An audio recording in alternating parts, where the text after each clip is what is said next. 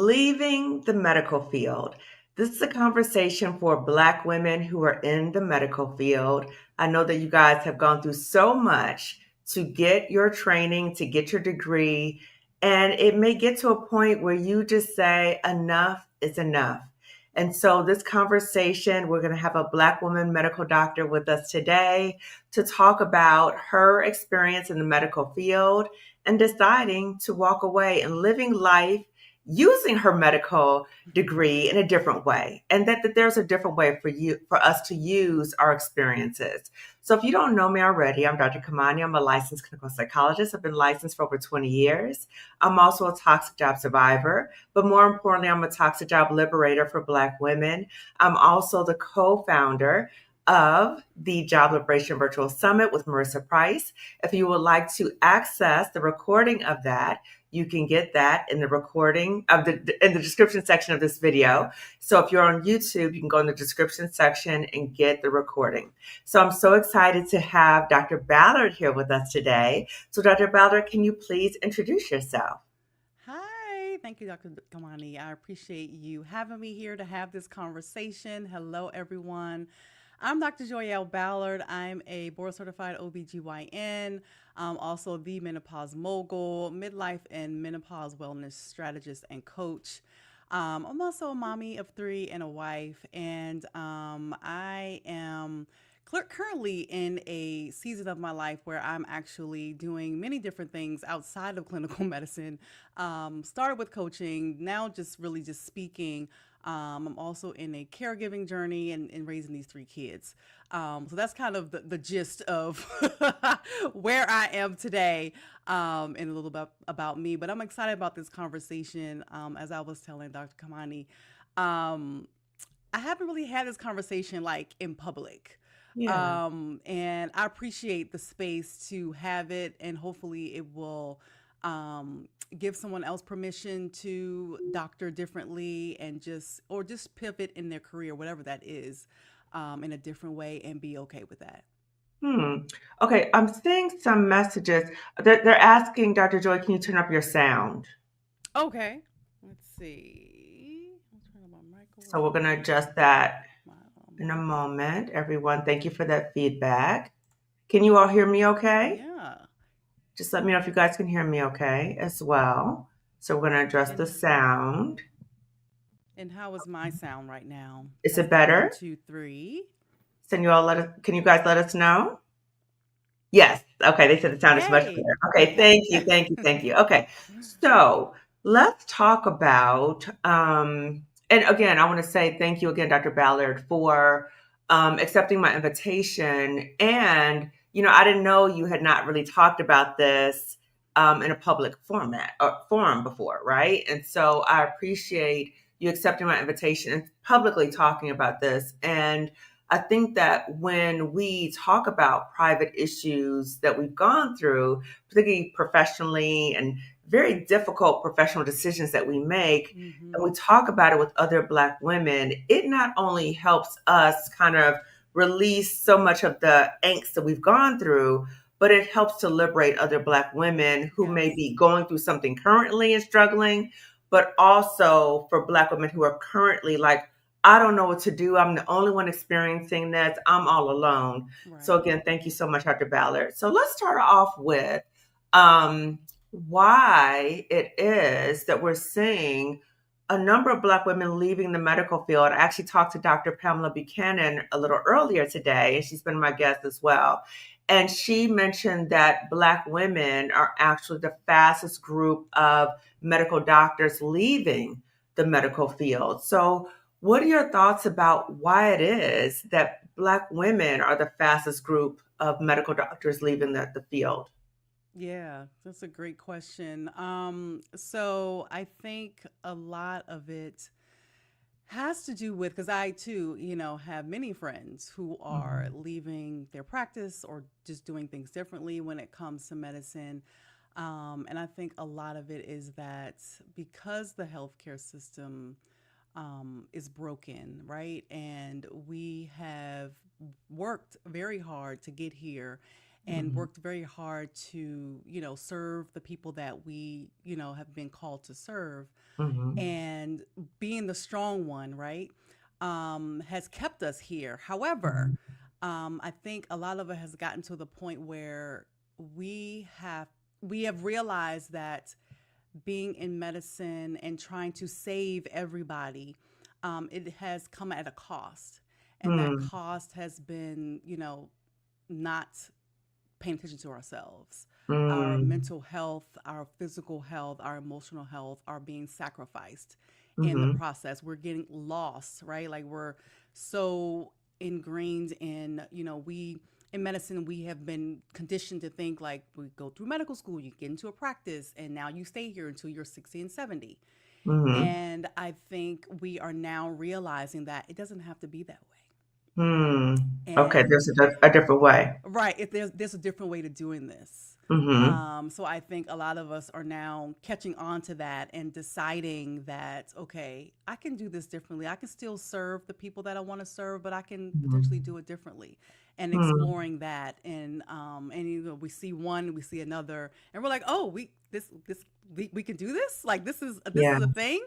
Yeah. So I think that's probably a lot of why a lot of Black women are deciding to do that. Got it. Dr. Ballard, they're saying that your sound went down again. Now, for me, I can hear you very well. Yeah, that's I don't hear a weird. difference, but can you turn it like all the way up? Okay, I'll do that. Look, I think it was pretty much always there, but let me do it on the other So computer we'll just do a sound too. check again, ladies, okay? Just bear Okay. with us for a moment.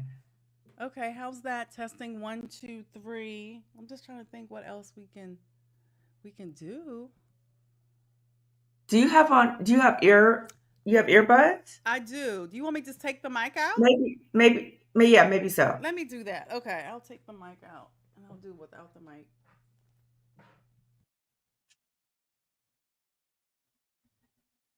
No, now I can't hear you at all.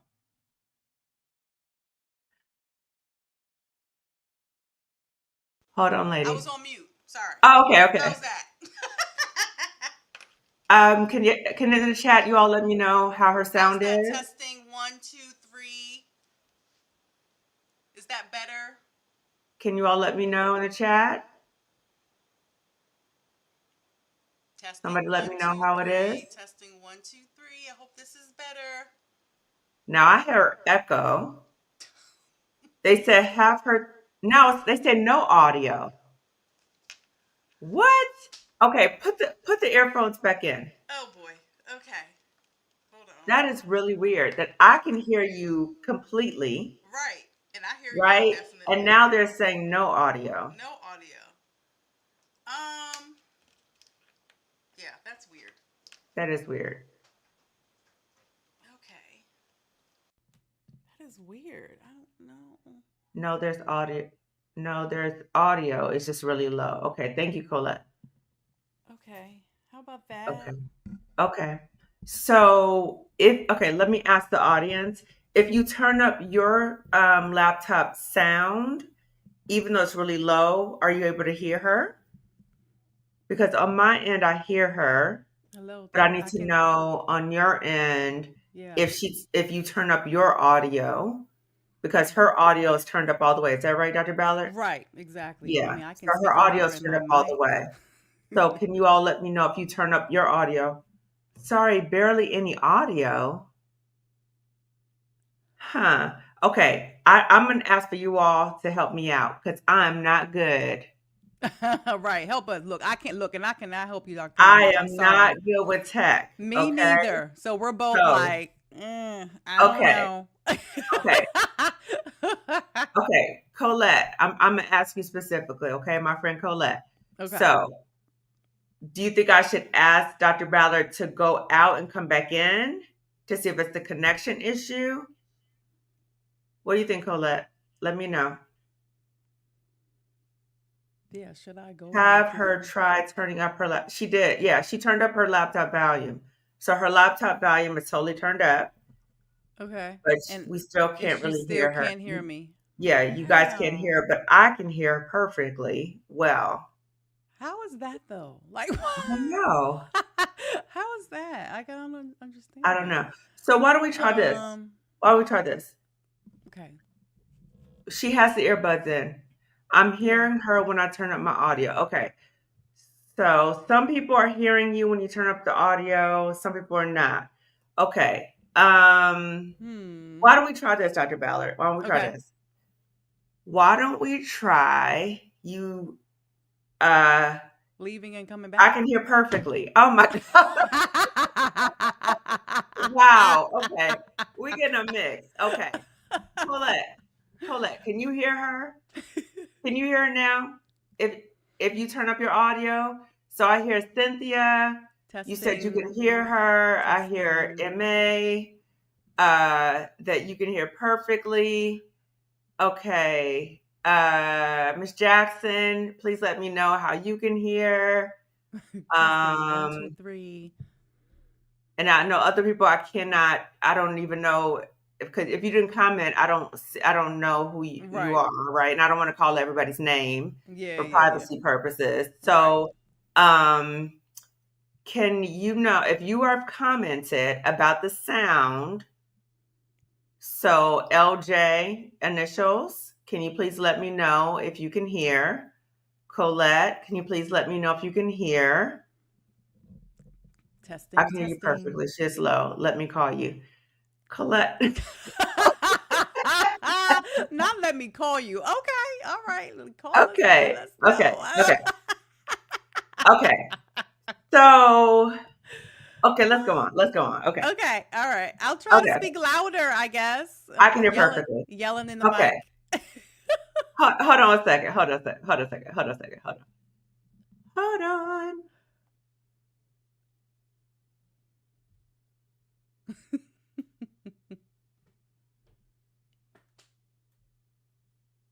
Okay. Okay. So, let's go on. Okay. Okay. All right. It's just the universe kind of, Exactly. Right. Right. it's okay. It's We black women, okay. we make it roll. We make it happen. Exactly. Okay. We Exactly. make it Like I happen. said, I can speak louder, y'all. It's fine. I'm not adverse to speaking loudly. They already tell me I speak loud, so it's okay. I can Yeah. speak louder. Yes. Okay. Okay. Okay. Okay. So we were talking about, as black women, why so many black women medical doctors are choosing to leave the medical field because the system is broken, right? Right. And we think about toxic jobs, Hmm. it's often the system is broken. Right. So, what about if so many black women are leaving the medical field? And I just think about how much training you all went through. Right. I Right. was asking you offline, and I want to hear you share with the audience. Is anybody saying anything about this? Is the American Medical Association, are there any organizations who are speaking about this? Is anybody addressing this issue? Yeah, that's a great question. And I have not, as far as I know, I have not heard or seen American Medical Association say anything or mention or acknowledge what has been, the mass exodus of Black women in medicine, or or anything of that matter. So yeah, I don't think anybody is really talking about it. Right. So it's like you all are talking about it amongst yourselves, Right, right, and then we're exactly. having a conversation, but it's not an open conversation. Right, right. Okay, Yeah. okay. Hmm. So, can you share with us, Dr. Ballard, what was your journey in relation to deciding to leave the medical field? So, so I was with my practice for about 12 years. Mm-hmm. And this is a practice I've been in since residency. So a lot of people, they leave residency, go into a practice, and they kind of switch around to different practice, feel one which the best fit for you. I went to one practice after residency and I stayed there because it really felt like it was a good fit for me. Mm-hmm. Um, and I think probably around 2018, maybe 2019, where I started getting this whisper of, I want you to build your own brand. Mm. So I'm like, that's God speaking to me. And I'm like, God, I have 3 kids, and I'm busy in this practice. When am I going to build a brand? Like, what are you talking about? So I gave God the side eye basically and was like, no, I don't have Giving God time the for side that. eye. Okay. I don't have time for that, God. We can't do that right now. So I just kind of like, yeah, I just kind of blew it off. Like, I don't know what that's about. And I think all around that same time, I also was going through, I was now in my like in my early 40s, turning 40, Mm-hmm. and my bodies start changing and things of that nature, perimenopause and all those things are also happening at the same time. Mm-hmm. And I think, going through that also kind of gave me a nudge like, okay, you can actually um, help women in this whole perimenopause thing. But at the same time, when I was in practice, I felt so limited when it came to helping women navigate that season of their life because of the amount of time 15 minutes is not enough to talk about menopause. That's outrageous. Yeah. 15 minutes is not Mm-hmm. enough. So Mm-hmm. I was really in frustrated about that. And women are really like, they're really struggling, and I really felt, like I said, limited in helping them Mm-hmm. through the season of their lives. So that kind of also gave me like, oh, maybe that's something, right? But still, I was like, I don't have time. I don't have time. I got 3 kids. I'm taking care of my patients. I got, my Mm-hmm. husband, all the things. And then the pandemic happened, and I first decided that I was actually going to homeschool these 3 kids. And why God told me to do that, I don't know. Because I'm like, I Wow. ain't no teacher. like Oh, literal, like you're a medical literally, doctor and you're gonna homeschool I was them. going to homeschool the 3 kids. Like literally, actually like get a whole curriculum and do like real homeschool, like not use like virtual school from the actual school they were in. Homeschool the kids. And yeah, God told me to do it. I'm like, really, God? Like, Woo, woo. what?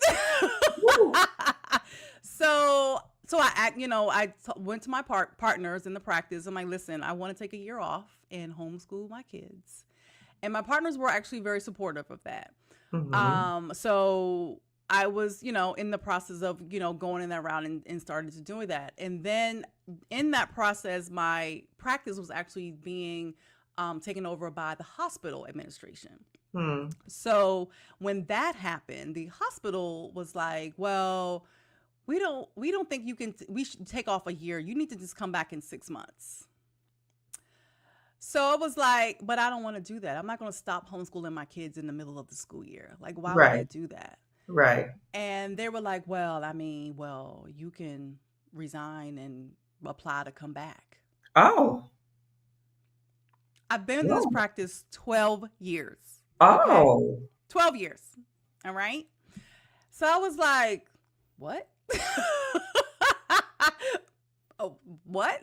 So that kind of, like, wait a minute, really? That's what we doing? Mm. So that was one thing. And Mm-hmm. then at the same time, the pandemic really, the healthcare system did really just show their ass during the pandemic Mm. when it came Mm-hmm. to us physicians. My husband's Mm. also a physician, okay? Mm-hmm. Mm-hmm. And we really felt as physicians as we are just bodies. We are Mm. not people that they Mm. value. Mm-hmm. We are just, one of my other physician colleagues, we're just widgets in the system they could just replace at any time. Mm. Okay. So I'm like, well, okay. Well, this is my time. And God was like, yeah, this is the time. You just go and put your letter in. Okay. But I don't want to make it seem like that was the easiest thing to do. It was Mm-hmm. even amidst of all of that, I Mm-hmm. still struggled with making that decision. It was the hardest decision in Mm. my life Mm-hmm. to make that decision. But I did decide that I really had to choose me because, again, because of all the things that were happening with the pandemic and, Mm-hmm. trying to do telemedicine and dealing with the Mm-hmm. kids and, all the things, I Mm-hmm. really had to decide to choose myself and Mm. be obedient of what God was trying to tell me that I can Mhm. do, and then make the decision to turn in that letter Mm. after I ugly cried after Oh. writing it. long was the time from when they told you, Mm-hmm. that was so cold too. You Yeah. can resign and reapply to when you said, I'm out. How Yeah. long was that period of time? Um, I would probably say I think about like 3 months. 3 months. Okay. Yeah, I think it was about Can three you months. walk us through for that 3 months? What Mm-hmm. was that 3 month period like for you? It was hard. It was so hard because again, it was also I didn't want to leave my patients, right? I was also dealing with that. So, even though God was like, okay, you can do something outside of this practice, but I'm like, well, what about my patients? Like, I still got patients to see. Mm-hmm. So I was still, trying to do, I think at that point I was doing telemedicine here and there, Mm-hmm. but not consistently because I was still homeschooling. Mm-hmm. So it was difficult to, I'm seeing a couple of patients here and there, and knowing that I'm having this feeling inside that I may not see you at your next visit. Oh. Um, And some of that these patients really, you had for a long time. right, exactly, exactly. They were like, they were my family, Yeah. like I followed them from, when they were, some of them were teenage, like late teens and into their, Mm. or no, young womanhood. Mhm. Or I've delivered their babies and now they're in, Mm. going into this perimenopause journey. And Mm. so it was just very difficult to have those thoughts and at the same time still have the, feeling that I really still wanted to serve my patients in the best of my ability. Mhm. Um, So you but felt torn. I did feel torn. Yeah, Mhm. definitely torn. Um, so I did a lot of prayer. I did a lot Mhm. of prayer. I talked to my husband, who was also very supportive. Mhm. Um, I think, even talking to him allowed me to feel that I would still be okay if I made this Mhm. decision because, Mhm. this was also, y'all, like I was making my own money, right? Like even though my husband's physician, I was making my own money, which Mhm. before we met, very independent woman, like I don't need no Mhm. man, like I don't need your Mhm. money, that type of Mhm. situation. So when I'm like, okay, now I'm gonna leave, like how I'm gonna make my own money, and then Mhm. all the things. Mhm. But his support, his encouragement, really helped me in that Mhm. journey. And like I said, a lot of prayer, a lot of talking to Mhm. God, and Mhm. again, at the end of the day, having to decide that, you know, your patients, they will be okay. You Yeah. they will be okay. They will Yeah. be okay. There's some Dr. Um, Ballard because I hear this a lot from other Black women across professions, mhm, right? mhm, Sometimes the guilt of leaving people that we work with makes us feel like we can't leave, right, right? So right, I've heard that many times Black women in leadership positions of I can't leave my team right. because if I leave my team, then right, so they'll stay in Yes, a toxic situation. right, So it was your patience, wasn't it? But it was like but you were able to say, and I still need to leave. right. I still need to Yes, leave. Okay. exactly. So Right, sometimes you hear what God is saying to you, and we have to be obedient, even if it's difficult. right, Even right, if it's difficult. Okay. right. So the 3 months it was stressful, it was difficult. Mhm. Okay. Tell us about, you said that, you talk about the patients. What about, in addition to thinking about where's the money? I want to be independent and have my own money too. What else in terms of fear? Okay. Because when we think about leaving a job, Right. often the fears is what keeps many of us at a job, and particularly the issues of money, right? Like, how Yes. am I going to replace my income? Now, many women who watch my channel are not married. So they have that Mhm. additional fear of, it's just me, right? Right. So I'm out here. I don't have anybody else who will help me out. Right. So what about that fear about how am I make my own money? Like, how did you deal with that fear? Right. Great question because I had a lot of money mindset trash, right, from childhood. Mm, And what I mean by that is, I'm the oldest of 8 children. So there were lots of times where lights were cut off. Mm. water was cut off, like Mm. struggle. And there were good times. There was Mhm. money, it was fine, everything was good, we got what we wanted, blah blah blah. So I had a lot of a scarcity mindset where I'm like, You okay, if said I don't scarcity. like I yeah, like I've I'm never like, heard it like that. yeah, like I felt like if I don't make this money, I won't be able to make money again, and I won't Mm. be able to survive. Like, and the world will Mm. crash, and my kids will Mhm. not. Everybody will be, and I'm like, so my mind would go into this spiral, Uh-huh. right? And the other thing was that, like I said before, before I met my husband, I was very like independent. Mhm. So for me to now depend on a man was very hard for me. Mm. So I had to deal with that. So what I did honestly was therapy. Therapy. And I also, in the process, I actually hired a coach to Hmm. help me with it was a business coach, but she also helped me with the money mindset trash that I was dealing with that allowed me to actually make that leap be okay.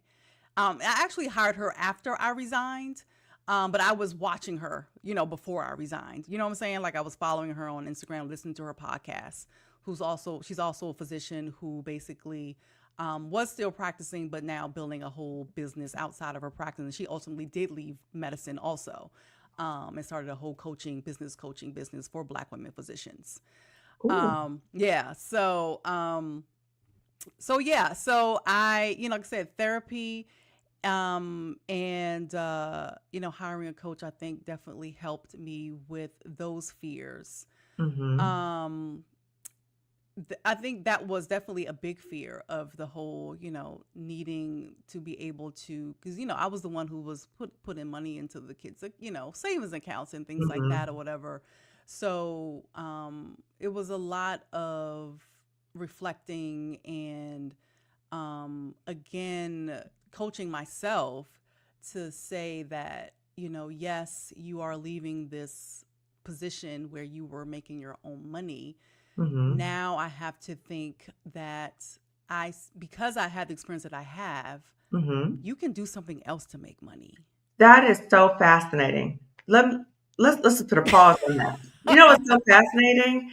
Because I hear this across professions and I Yeah. experienced it myself. So when I was leaving a toxic job, Mm-hmm. I was like stuck with like panic Yeah. about, oh my God, what am I going to do to replace my income? Right. Even though before I started working at that job, I was a licensed clinical psychologist, even before I started there. Mm. So many times we have all the certifications and Yes. degrees, Right. the Right. transferable skills, all that stuff. We have all that stuff. Right.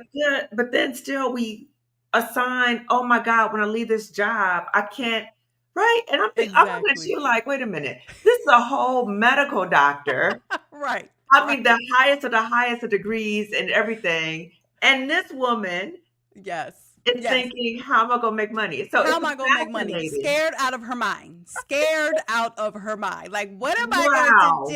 do? Right? What am I going to Wow. do? That is absolutely fascinating. So how did you get to the point where you were like, what's going on here? Like, why am I thinking that I cannot make money? Like, where's that coming from? And no, that is not true. I can, there are plenty of ways that I can make money. Right, right. How did you address that? Was that through the coaching, the I think therapy, it was both? through, probably both. And the realization that I had was the the attachment to the identity of being the doctor, right? So when you're Mm, not doctoring, what you gonna do? What are you doing, right? So I had to, through therapy, through coaching, realize that I am enough if I'm not doctoring. I can mm, do anything. mhm. I've gotten to this point. Why the hell could I can't do whatever other thing that I'm thinking about doing? Why Right. wouldn't I be able to do that? Right? So I had to realize that I am enough to do whatever it is I'm being called to do outside of medicine, Mm-hmm. and give myself permission to do that and not be so attached to the doctor as everyone should see it, right? Like, you Uh-huh. say I'm a doctor, so you should be in somebody's practice practicing, or have your own practice practicing. Mm. And I think the other for me it was also, trying to live up to other people's expectations of what doctoring looks like, right? Like people, Mm-hmm. even when I mentioned to my father, who's my biggest cheerleader, right? He's like, I'm telling him I'm leaving my practice. What do you mean? You're not going to be a doctor anymore? Oh, wow. An assumption if you left that you weren't going to be a doctor, like all your degree and certifications was Yes, going to go, it like you had to just turn everything in. exactly. We just turn it in, and we just all of it fades away. And it just like I'm like, no, I'm still a doctor, but I'm just I'm gonna do it differently. I'm gonna do it Hmm. differently. Mhm, Yeah, mhm. yeah. And I think it's difficult, particularly when you're talking to people in different generations, to Right. understand Yes. the possibility that we can do things differently. Like, what are you Yes. talking about? We Right. talking about losing Right. that good job. What are you talking about? What? Exactly. What? No, you can't do that. You can't do that. Right. And Right. so it's that difficulty. But the other part that I heard you say, Dr. Ballard, was your own identity. And so you Mm-hmm. had to recognize that sometimes people project, like, as a doctor, you're supposed to be working at a clinic, at a hospital. Right. So that's what people's perception were. But then you also Yeah. had to distance your Ex- identity from that. exactly. So how did you do that? How did you do that? Because a Um. lot of Black women struggle with that, because Right. many times their job becomes a key part of their identity. So when you think about, oh my God, I'm not talking about this is your life or your Mm-hmm. situation, Mm-hmm. but many times when we think about a toxic job, they're like, oh, I hate this job. I hate this job.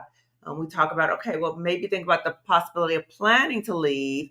They can't even think about it. Mm-hmm. Not only the fear of what am I going to do about the money, replace my income, but the job is such a key part of their identity. They can't really see themselves outside their job, right? Right. So, how did you disconnect your identity from that Yeah. job? Yeah. Great question. It wasn't easy, right?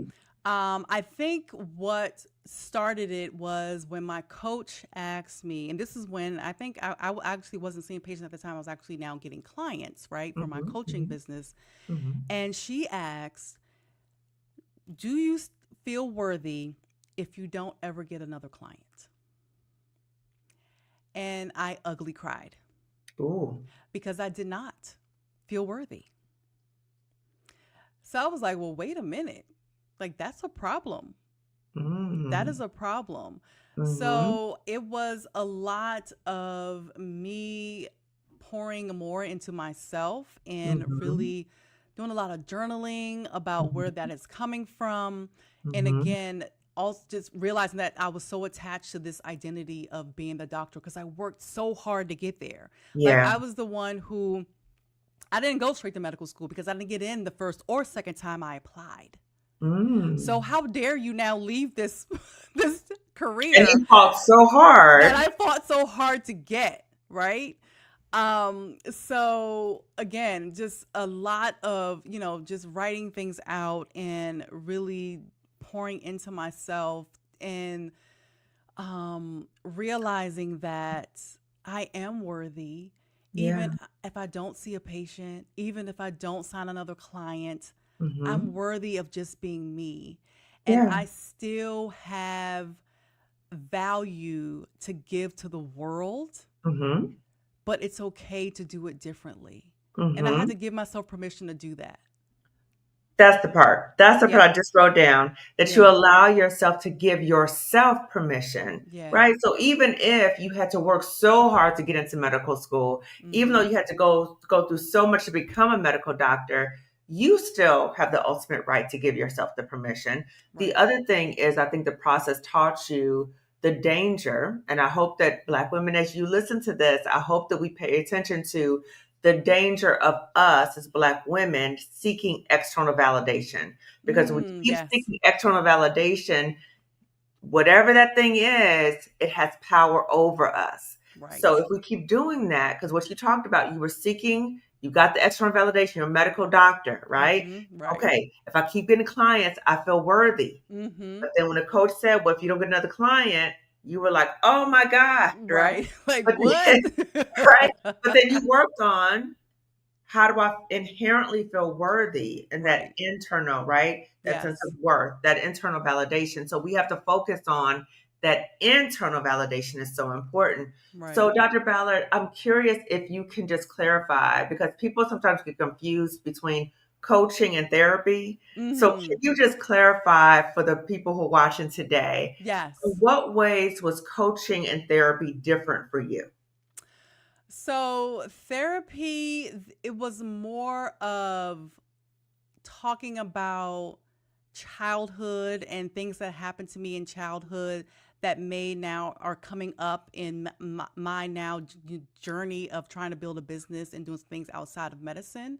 Mm-hmm. Coaching was more of asking um, questions, not necessarily in my childhood, but more so around um, things that are that have happened, in my adult life, Mm-hmm. where there if I had experiences, whether it's medical school, residency, that may be contributing to things that I'm struggling with when I'm trying to build now this coaching business. Mm-hmm. So it dealt more with coaching was more so me dealing with my present as opposed to therapy is more so dealing with my past, if that Mm-hmm. makes sense. Yeah, Yeah, as ways yeah. your past shows up in your present and Right, how right, to address it, right? And coaching is more present day focused, but looking right, at the steps you need to take right to a goal for like the future, right? right, right, So please be mindful as you're looking for a coach or a therapist that the coach doesn't kind of lean into the therapy kind of world, okay? And mm-hmm, that you get a therapist who's licensed to help you with the deeper issues, right? right, right. So, okay. So you talked about your dad's response to when you said that you were leaving the practice and like, whoa, what you're not gonna be a doctor anymore? Yeah. I'm curious about how other people responded to you leaving the medical field. How did other people respond to that, Dr. Ballard? Um, so I would say my colleagues in my practice, I mean, they were, you too young. Like, what are you doing? Like, where are you going? Like, you're doing this now? Like, yeah, Hmm. I am. I'm doing this now. Um, and I think there were others, Black women, like, oh, Hmm. really? Tell me more. How how Ah, how how are you doing that? Like, how do you feel? Like, what are you intrigued. doing? Yes, yes. Like, tell me more, girl. Tell me more, girl, because I may be going in that direction. Like, how do you do that? Mm. Yeah, which kind of surprised me, right? Because in the process, even though my business coach was a Black woman physician who also was doing the same thing as far as leaving medicine and building her own business, Mm-hmm. you still feel alone, like I'm the only one, because you don't see a lot of Mm-hmm. us doing it, right? Mm-hmm. So Mm-hmm. when I started to speak more about me doing that and leaving and building a business, there was a lot of Black women physicians. It was like, thank you, thank you for sharing thank you for sharing your story, because Hmm. you inspired me to do something very similar, Hmm. or leave the toxic practice that she was in or the hospital that she was working with, or do something Hmm. different. Mm-hmm. Mm-hmm. So in that regards, I'm happy that my story is has given other women physicians permission to Hmm. also do something else Mhm, that they mhm. may have been thinking about doing. Curious. So before you share that you were going to resign, you didn't know that many of these women were struggling. No, no. Okay. So why do you think it is that they didn't tell you? Um, that's That's a good question. I mean, I think we are all, we're all in our little bubbles. The strong Black woman. Strong Black woman. Just like, I Uh-huh. didn't, I was afraid to tell people up front too, because I was like, kind of like, what people gonna say? What they gonna Mm, think? What they gonna say? mm, mhm. So we're all living in our little bubbles, being the strong Right. woman that we are. Mhm. We don't share that. We're not vulnerable to like, okay, I'm not really feeling fulfilled. Like, what do I Mm. do? Right. Right. So yeah, I think that's part of the reason.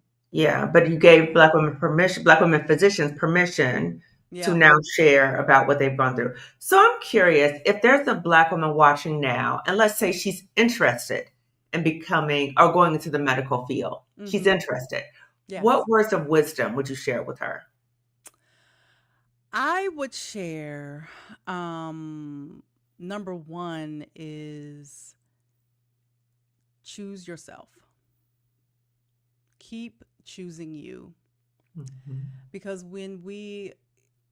I'm never going to discourage anyone to go in the medicals. We need us, right? We Mhm. still need, even though a lot of us are leaving, we still need a lot of us in here still, right? Mhm. Um, but I really encourage you to choose yourself because it is hard. It is very challenging. There's going to be a lot of bumps in the road. Um, but at the same token, we have to be okay with choosing ourselves. And what I mean by that is when you're in a situation or in a place where you don't feel value, you feel like things are really just everything's against you and it's not a very healthy environment. You have to be okay with choosing yourself and knowing that what you've learned in your medical school experience, your residency training, will allow you to do something, whether it's still in medicine or outside of medicine. You will be okay. Even though it doesn't look like that, like in the moment, but if trust that you have gotten you this far, you will get to whatever you need to get to and what you're being called to do if you give yourself permission to do that. Okay. And what about, because I've heard quite a bit about the racism and sexism that Black women medical doctors encounter in medical school, residency, and even once you guys finish from Mm-hmm. patients and colleagues. Yeah. So, what words of wisdom can you offer to, let's say, Black women who are, I guess, at the start of their careers or maybe in medical school? What words of wisdom can you offer to them about navigating through these experiences? Ooh, that's a big one. Because I remember when I first came out of residency into private practice, there was a lot of, um, oh well, how many surgeries have you done? What school did you go to? Like trying to qualify, if I'm, qualified to actually do the surgery. I've explained a surgery to a patient and a family member, and a family member would be like, "Oh, so who's the doctor who's gonna do the surgery?" I'm like, right here, right here, this one, this one, you know. Um, and in that moment, I I'm trying to think. Like I would, laugh inside and at the same time be pissed off, obviously. Like, really? Like, we still doing this? um, and I came to the realization like I can't change um people's views, right? Like y'all know it's systemic. Like we can't change it. The only thing I can change is me and my response to it. Because what I've also learned is that all of these microaggressions and macroaggressions and racism and sexism, all the things that we experience definitely impacts our health. Even though we may not see it straight, out the gate, like over time, it adds up and it contributes to our, we can develop blood pressure, high blood pressure, and diabetes, and all these chronic illnesses, specifically Black women, because of what we go through. So what I would say is that we really have to be diligent about taking care of ourselves, self care, and building a community that we're able to voice these experiences. Because when we're holding it in and keeping it to ourselves, that also contributes to the stress on the inside of our bodies that contributes to ultimately the chronic illnesses later on. So, being intentional about pouring into ourselves as you are in medical school, going into residency, going into private practice, being intentional about creating joy in your life, choosing joy in your life, because that when you're adding into yourself, when those microaggression things kind of try to chip away at you, you have built reserve because you have poured so much into yourself that when those things come up, even though you may not change, again, change it right now, you still will be okay and be able to continue to thrive through those type of things. Good points. Good points. So, can you tell us what did you pivot to? So, you pivoted from clinical work, right? What did you Yes. pivot to? I pivoted to online coaching for Black women who wanted to start a service-based business, Black women 40 and over, who want to start a service-based business but struggling with perimenopause. So I was actually coaching, like group coaching essentially, and helping women navigate through perimenopause by really, again, focusing on self care and their wellness so that they can now have the tools to build a business. Because I found that, because that's my story. Like I was also struggling with perimenopause, different issues, things like that. And once I started being intentional about pouring into myself and wellness, then I was able to then now build a business, also with therapy. That's also part of self care, hiring a business coach. So helping them through all of that. I did that from 2021 to 2022. And then I developed long COVID and got really ill from that. So I stopped coaching and took me about a year and a half to heal from that. And now I'm just speaking. So I was doing speaking also while I was coaching, but I'm doing more speaking now just because I'm in the journey, in the season of caregiving for my father, and mothering. So now I'm just speaking to different organizations, sororities, to women about perimenopause, menopause, self care, wellness, midlife health, and all those things. And you spoke to my community. So I just want to tell everybody Dr. Ballard came and spoke to the Butterfly YouTube community for Black women. So if you are a Butterfly member, you can go back and see the recording of that conversation that she had with the community. And it was really eye opening in terms of what you shared about Black women in menopause and perimenopause. Can you share just some nuggets about Black women and perimenopause and menopause that maybe many Black women don't know that might be helpful for the listeners here? Sure. I think first that Black women need to know that when it comes to perimenopause and menopause, we do, if you don't know this already, we do experience it longer than compared to white women. The average perimenopause, menopause transition can be anywhere from 2 to 5 years. For Black women, it could be 10. We can enter menopause earlier, and we can have more severe hot flashes or severe symptoms in general. And a lot that comes from what we call weathering, where again, we go through so much as Black women. We talked about racism and microaggressions, but just in general, being a Black woman, being a strong Black woman, and dealing with all the things that we are dealing with as moms, as daughters, as career women with all the degrees, that really can take a toll on our bodies. And because of that, that predisposes us to having more severe symptoms of menopause, as well as developing more chronic illnesses like high blood pressure and diabetes and things like that.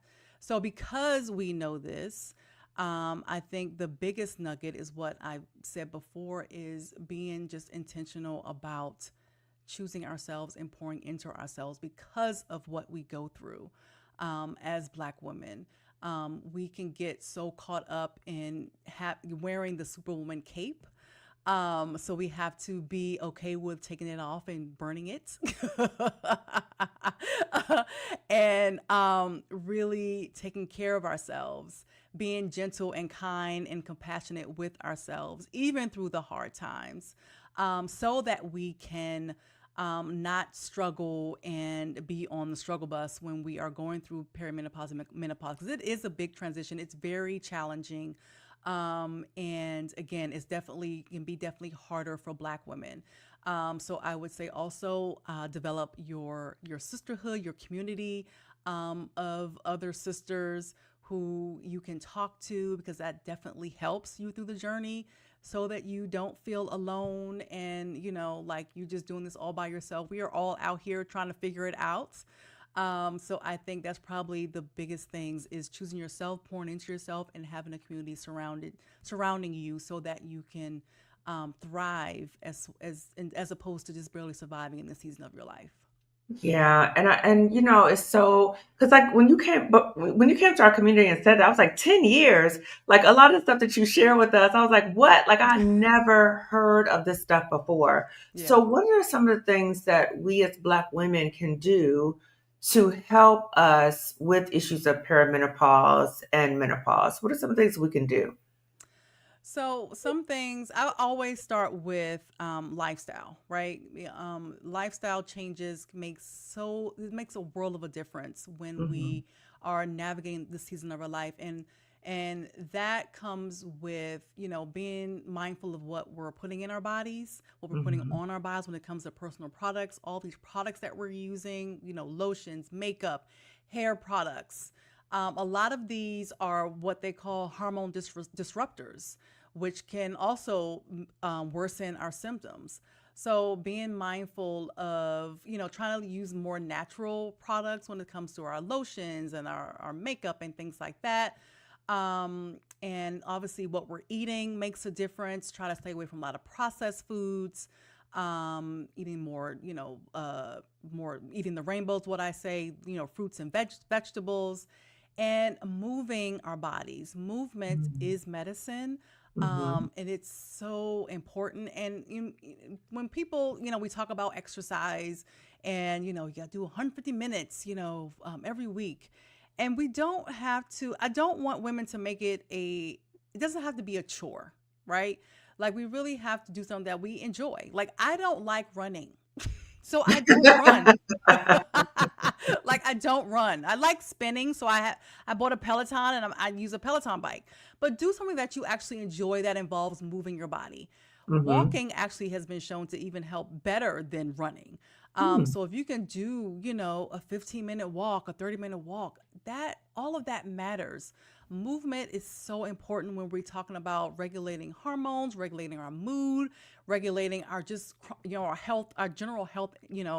When it comes to our physical health and our emotional health. So moving our bodies is very important when we're going through the season of our life. And again, what I say is do something that brings you joy every single day. Hmm. Every single day. Like it doesn't have to be anything huge.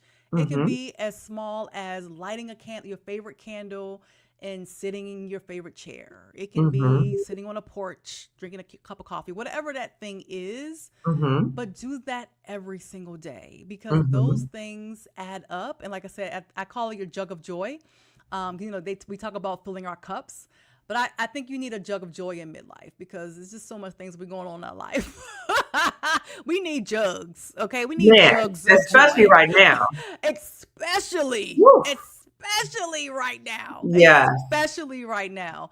So really, doing things to fill up that jug of joy, so that when we are dealing with times like now, that Hmm. we are still like, I'm okay. I'm gonna learn this new line dance right now because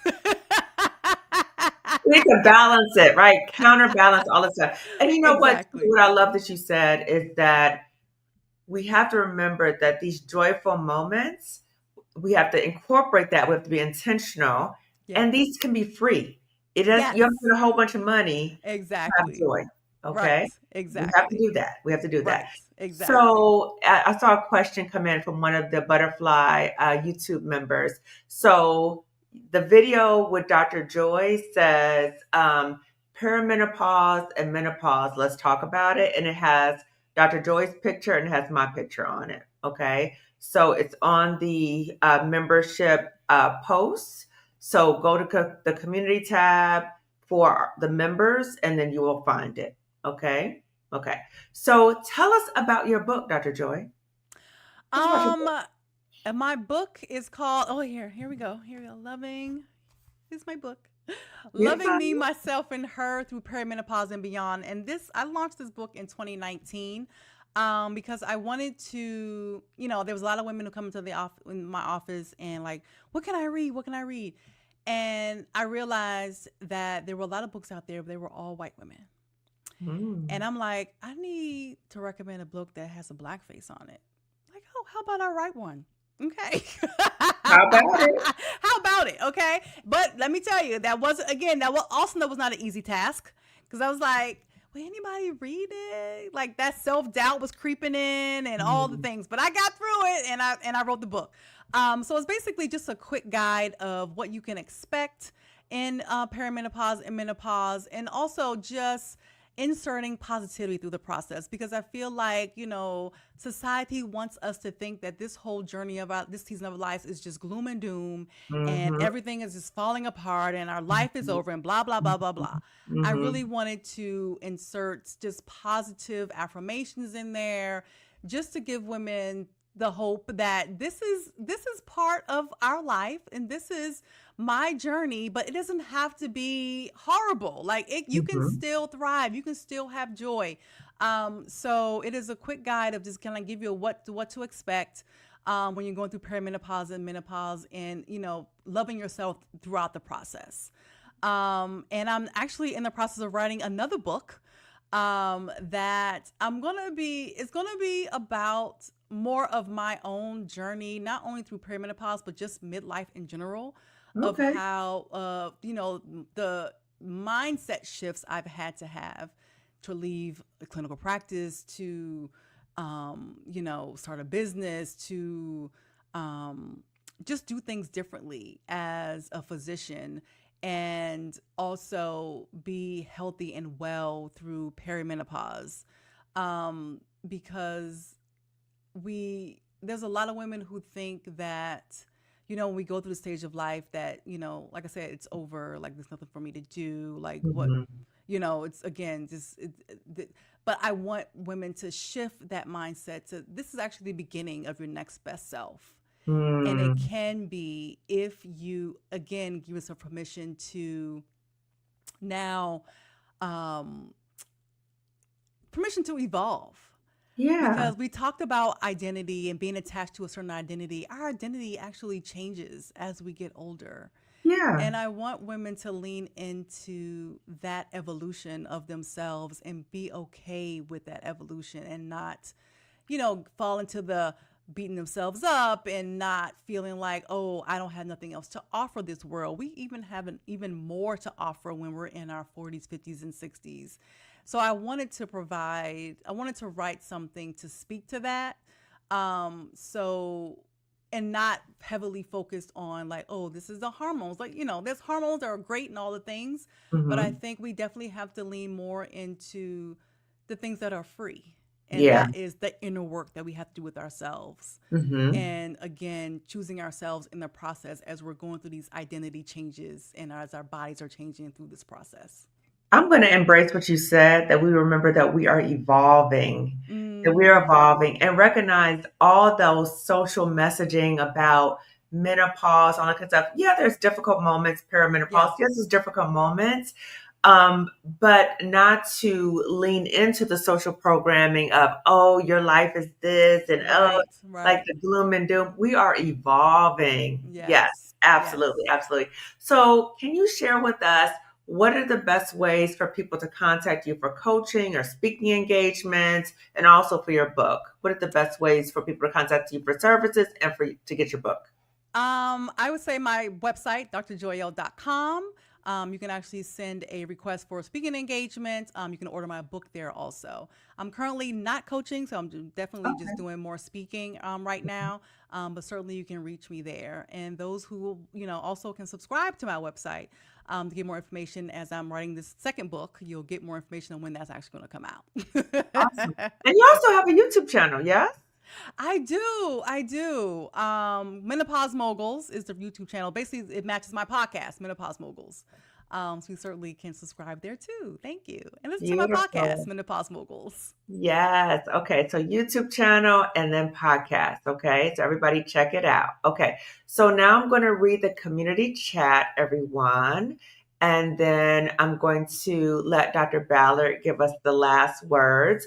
Also, I want to share with the community members, the Butterfly YouTube community members, that our book club, our virtual book club, has been rescheduled. So if Oh, you saw in the community chat that I mentioned why it needed to be rescheduled, so I will see you guys this Thursday, 7 p.m. East. Is it 7 p.m.?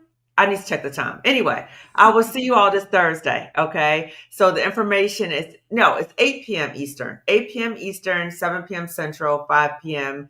Uh, uh, Pacific time. Okay. So I will see you guys with the author this Thursday. Okay. If you still would like to become a member of this community for Black women, I will put the information going across the screen. It's also in the description section of this video. Okay. So let me read the community chat. So remember, check out Dr. Ballard, check out speaking engagements, her book, all of that. And again, if you are a member of the butterfly community, if you want to see the full video when she talks to the community, the recording, then you can go and look at that recorded video, which was eye opening. I was like, what? I was like, what? I didn't know that. I didn't know that. I didn't know that.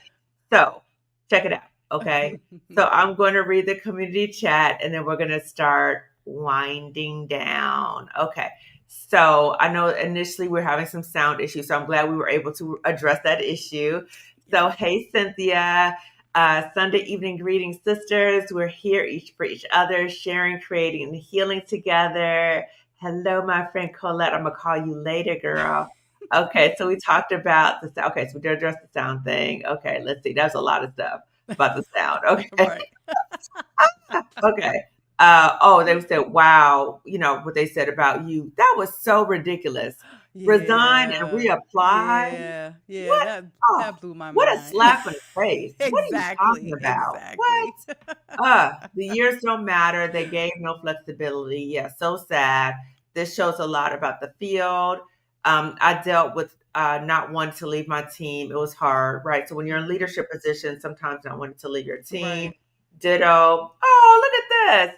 I learned a lot from emergency finance session this past week with Dr. Kamani and her guest speaker. So this past week we had the emergency money tips masterclass Okay. for black women who've either been laid off or Oh. the possibility of being laid off or just want to Yeah. get some money plans together because we see Right. what's happening in this unstable job market. So we had the master class with Dr. Roche Brown, who is Oh, a awesome. financial psychologist, a black woman financial psychologist, who I actually work with to get my financial exit plan together so I Oh, can leave that cool. top job. So we're going to announce purchasing the replay. So that information is going to come soon. So thank you, sis, for announcing that. And she said, Yeah. Emergency Money Masterclass helped me make a decision I have been pondering about. I love it. Yay. Excellent. I just subscribed to Dr. Joel's channel. Very good. Oh, Thank you. thank Everybody, you. subscribe to her channel. Subscribe to her Thank YouTube channel, you. okay? I was just saying that I need to find someone who covers perimenopause. I've been reading books, but I look forward to see what Dr. Joy's channel has to offer. Good. Thank I'm glad you. YouTube recommended this live stream. Good. I hear Black Yes. women say that the workforce is toxic and want to leave. Kudos to Dr. Joyelle for leading by example to show that it could be done. And I appreciate you for watching because even if you're not a Black woman, it's good for you to know the experiences of Black women so that you can offer support. So thank you for watching. Yes. Wow. What is the title of the interview? Okay, we talked about that. So I shared the name of the interview. We talked about the different information. Okay. After reading a perimenopausal book, my whole life changed. I started walking and more weightlifting. Good. I will get the Good. book. Okay. They're about to get your Yay. book, girl. Okay. Yay. So the title of her book is Loving Me, Myself, and Her Through Perimenopause and Beyond. I found the book. Thanks. Hello, ladies. Hello. I'm pleased to Hi. be here with everyone. Good. Yes. So she does know Dr. Pamela Buchanan. We talked about that earlier. Love the Jug of Joy. I love that name too. Okay. I have the book club meeting marked on my calendar. Yay. The Yay. book was so good. I can't wait to discuss. It's going to be a lively conversation because the author is very lively too. Okay. So I'm Okay. looking forward to seeing you all for the book club this Thursday, the virtual book club. The Zoom information is in the community tab area for members. Okay. So, Dr. Ballard, I'm going to give you the last words for our conversation. Oh, wait, let me just say this. That's the last comment. I love the confirmation that we are evolving. Yes. Yes. Yes. Yes. I think my last point is I'm just going to repeat what I said earlier. Um, give yourself permission to choose you, no matter what. Mm, Choose you. choose Because at you. the end of the day, you are not, you're irreplaceable. And you have to know you are worthy, you are enough, and whatever you do, you were created to give value to this world. And if Mm, you're being called to do something outside of all your years of education and training, that is okay. That hmm. is okay. Yeah. The self-preservation comes before anything else, Mm-hmm. right? You can't help anybody else if you're not well. Nope. Okay. So we have to think about that. So, everyone, thank you so much for watching. Thank you, Dr. Ballard, for being my Thank guest and sharing your you. story. Everyone, please give this video a thumbs up. Please like this Yes, video. please do. Yes. Please share this video with at least two other Black women. If you haven't already subscribed to my channel, if you haven't subscribed to Dr. Ballard's channel, please do so. Turn the notification bell so you know we go live or we upload a video. And I will see you guys later. And then for community members, for butterfly members, I will see you all on Thursday. Okay. Take care, everyone. Bye.